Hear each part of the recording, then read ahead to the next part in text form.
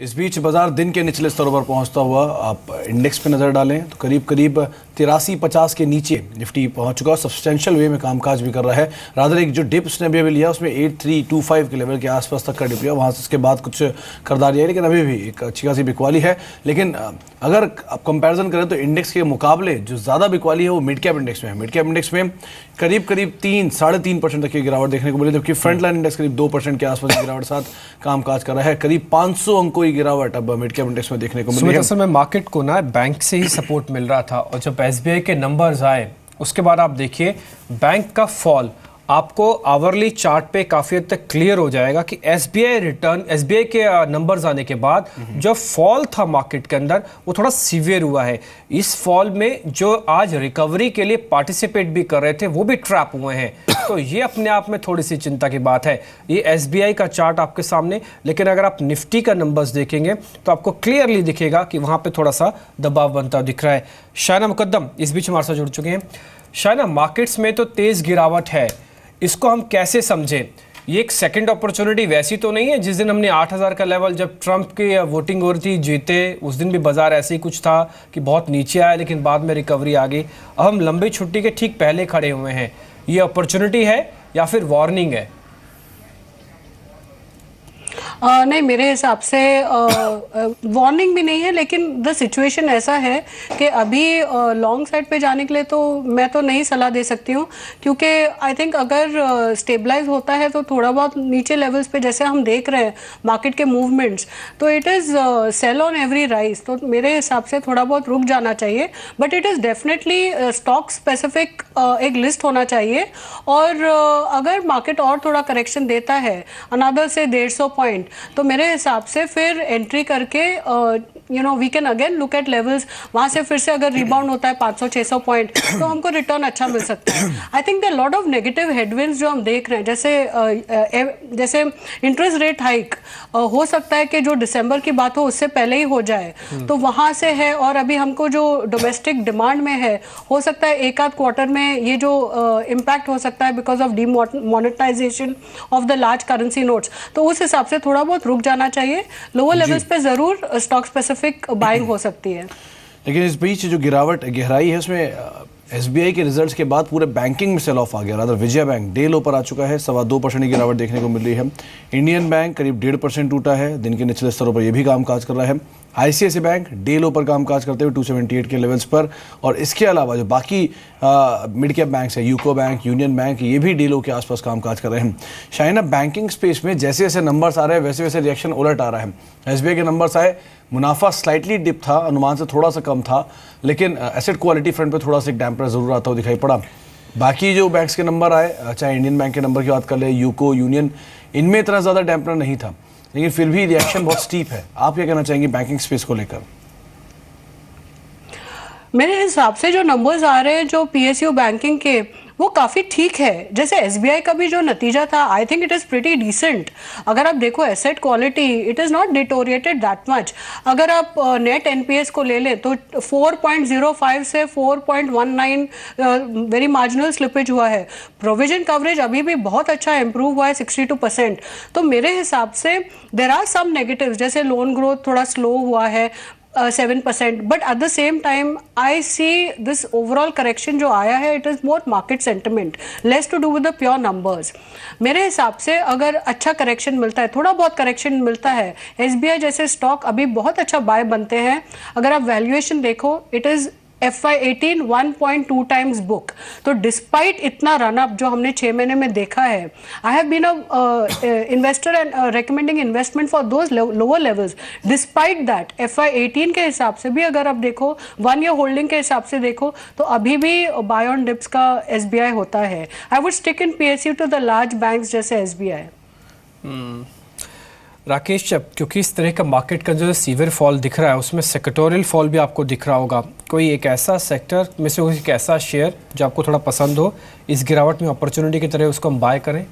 देखिए डिम्पी, अगर आप वैसे देखें तो जैसे ब्लैक मनी में जो कब हुआ कॉन्सेप्ट रहा, रियल एस्टेट गिरा, रियल एस्टेट खराब है तो पेंट भी खराब है, पेंट खराब तो टाइल्स खराब, हाउसिंग फाइनेंस खराब, सब कुछ गिर रहा है। देखिए, अगर आपका ट्रेडिंग का नजरिया है तो एनआईटी टेक जैसे स्टॉक्स को बेचना चाहिए। एलआईसी हाउसिंग फाइनेंस जिसने आज ही गिरावट में एक नया ब्रेकडाउन दिखाया है, वहाँ पे बेच के जाना चाहिए। 550 के ऊपर 450 के ऊपर का स्टॉप लॉस लगाना चाहिए, और जिस तरीके से LIC हाउसिंग का 550 के ऊपर का स्टॉप लॉस लगाना चाहिए। और ये स्टॉक नीचे में 485 490 तक गिरने का पोटेंशियल रखता है। एंड डिम्पी, अगर निवेश करना है तो वो दूसरी बात है, आप लंबी अवधि का नजरिया बनाएं, फ्रंटलाइन स्टॉक्स उनको गिरावट पे खरीदें। जी राकेश, के अलावा एक बार TVS मोटर्स के चार्ट देखिए ऑटो स्पेस में कुछ बिकवाली आई है और TVS रादर दिन के निचले स्तरों के आसपास आ गया है। नंबर्स इसके भी इतने खराब सिचुएशन है वो नहीं देखने को मिली थी। बेटर साइड पे इसके भी नंबर्स आते दिखाई पड़ रहे हैं और सेल्स के नंबर्स भी ठीक ठाक हैं। नए लॉन्चेस का भी फायदा और वैसे भी हायर लेवल से कुछ करेक्शन देखी जा चुकी है। TVS आप कैसे देख रहे हैं? देखिए, TVS में ऑलरेडी पहले से ही स्टॉक करेक्शन मोड में था, और जिस तरीके से मार्केट में पैनिक चल रहा है, और ये पैनिक अगर आप देखें सुमित, तो ये पैनिक शुरू हुआ बजाज ऑटो से, उसके बाद हीरो मोटर कॉर्प, और अब TVS मोटर की बारी है। तो जिसने ट्रेडिंग के नज़रिए से लिया है वो डेफिनेटली फंस चुका है। किसी का लंबी अवधि का नज़रिया है तो होल्ड करे, गिरावट पे एवरेजिंग करे। ठीक है शायना, इस अपॉर्चुनिटी को आप कैसे देख रहे हैं और कौन से शेयर्स आपको पसंद हैं? ये मेरे buy on dips, not immediately, लेकिन थोड़ा बहुत और अगर करेक्शन ओवरऑल मार्केट में आता है तो ओवर द नेक्स्ट 2 मंथ्स दिसंबर तक ये बाय ऑन डिप्स मार्केट रहेगा। मैं कुछ स्टॉक्स जिनके नंबर्स बहुत अच्छे आए हैं उन स्टॉक्स को करेक्शन में लेना चाहती हूँ। जैसे अभी राकेश ने कहा LIC हाउसिंग, यस उन्होंने समझो 500 के लगभग लेवल्स दिए हुए हैं, good levels to buy at. ये मेरे हिसाब से एक अच्छा स्टॉक रहेगा for a medium to longer term investment, dips पे बाय करने के लिए। आई थिंक जो अभी ब्लैक मनी पे कर्व है, ज्यादातर लोग अभी लोन के तरफ जाएंगे, जो ज्यादा लोन लेके फंडिंग करेंगे अपने हाउसिंग के लिए। तो आई थिंक ये जो सेक्टर है ओवरऑल ग्रोथ तो बहुत अच्छा रहेगा। प्रॉपर्टी प्राइसेस भी अभी लोअर होने हैं, तो I think all these things will work well for such a stock. दूसरा sector I would look at is the power sector. वहां पे अगर आप नंबर्स देखें, जैसे पावर ग्रिड बहुत अच्छे नंबर्स आए थे और उनका जो कैपेसिटी एक्सपेंशन है वो काफ़ी अच्छा है। So I think there also I would enter into such a stock. NTPC, वहाँ पर ग्रोथ काफ़ी अच्छा रहेगा। So I would look selectively at these stocks. At major dips I would look at FMCG stocks. मेरे हिसाब से जो large stocks हैं जैसे HUL है, ITC है, अगर अच्छा डिप आता है तो with medium to longer term holding re entry कर सकते हैं। जी, इस बीच नेटको फार्मा के नंबर्स आए हैं, पहले आपको नंबर्स बता देते हैं। मुनाफा करीब 66 करोड़ रुपए इस तिमाही के अंदर कंपनी ने पोस्ट किया है, जो कि रफली 29 करोड़ रुपए से बढ़कर आया है। तो 29 से बढ़ के 66 करोड़ रुपए का मुनाफा है और इस मुनाफे के फिगर के बाद एक स्पाइक इस शेयर में आता हुआ दिखाई पड़ा है। 623-24 के स्तरों पर है। आय फ्रंट पे 467 करोड़ रुपए की आय आई है, जो कि 243 करोड़ रुपए से बढ़ के है। दोनों ही आधार पर, चाहे YOY बेसिस हो या फिर सिक्वेंशियल आधार पर, दोनों आधार पर नेटको फार्मा के जो नंबर्स हैं वो अच्छे आते हुए दिखाई पड़ रहे हैं। दिन के ऊपरी स्तरों पर ही नेटको फार्मा कामकाज भी कर रहा है। राकेश, नंबर सपोर्टिंग है, चार्ट्स कैसे दिख रहे हैं आपको?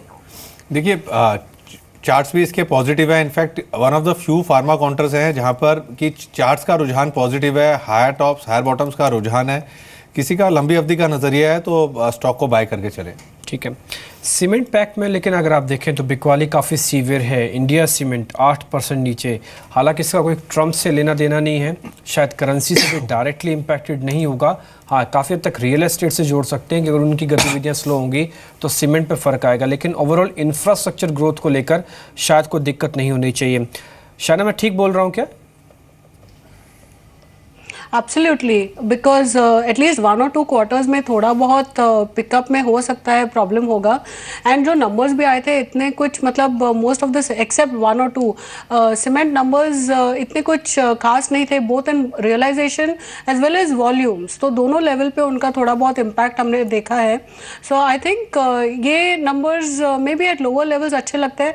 आई see the long term prospects काफ़ी अच्छे हैं। अल्ट्राटेक ले सकते हैं, वहाँ पर मेरे हिसाब से वैल्यूएशन एक्सपेंसिव है। डिप्स पे अगर लेते हैं तो over the next 2 to 3 years उनका जो वॉल्यूम ग्रोथ प्लस अगर रियलाइजेशन बढ़ता है, दोनों सपोर्ट करेंगे on better numbers going forward. जी शायरा, साथ ही साथ अगर सन फार्मा के नंबर्स की बात करें तो नंबर्स अच्छे देखने को मिले और नंबर्स का रिएक्शन भी काफ़ी शार्प है। आज एक अच्छी परफॉर्मेंस सन फार्मा से रही, लेकिन लोअर लेवल से वैल्यू बाइंग भी यहाँ पे दिखाई पड़ रही है। 580 के आसपास सन फार्मा एक अच्छी वैल्यू था, वहाँ से कुछ पुल बैक आया, 680 के आसपास आ चुका। 100 रुपये का मूव इसमें ऑलरेडी देखा जा चुका है 3 दिन के दौरान।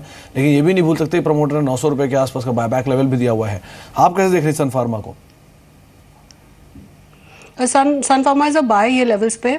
उनके नंबर्स अगर देखें तो अगर आप वो जो 45 मिलियन उनको वन टाइम जो एनसी स्क्लेरोसिस ड्रग के ऊपर मिला है, अगर वो भी एक्सक्लूड करें तो भी 13% रेवेन्यू ग्रोथ है, मार्जिन बहुत अच्छा एक्सपेंशन है, US sales have grown very strongly.